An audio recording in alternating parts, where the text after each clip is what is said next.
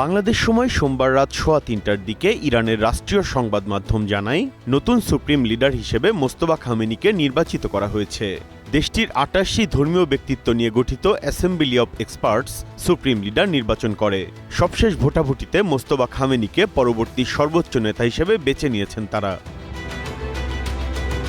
বাবা বৃদ্ধ হয়ে যাওয়ার পর থেকেই মোস্তফাকে পরবর্তী সুপ্রিম লিডার হিসেবে দেখা হচ্ছিল।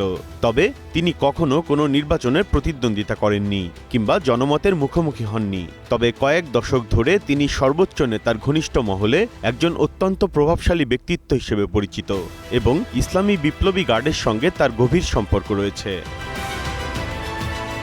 ইরানের সশস্ত্র বাহিনী নতুন সর্বোচ্চ নেতা মোস্তফা খামেনির প্রতি আনুগত্য প্রকাশ করেছে।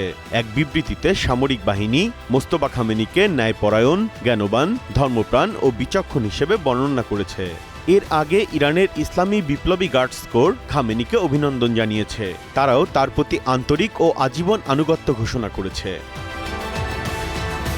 এদিকে ইরানের সর্বোচ্চ নেতার নাম ঘোষণার আগেই হুঁশিয়ারি দিয়ে রেখেছেন মার্কিন প্রেসিডেন্ট ডোনাল্ড ট্রাম্প।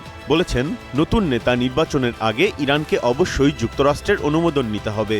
ট্রাম্প প্রশাসনের অনুমোদন ছাড়া নতুন সুপ্রিম লিডার বেশিদিন ক্ষমতায় থাকতে পারবেন না। গত 28 ফেব্রুয়ারি যুক্তরাষ্ট্র ও ইসরায়েলের যৌথ হামলায় স্ত্রী মেয়ে সহ নিহত হন আয়াতুল্লাহ আলী খামেনি। ওই সময় তার সঙ্গে আরও উচ্চপদস্থ অন্যান্য সামরিক কর্মকর্তারাও প্রাণ হারান। Biprajit Chanda, green news desk.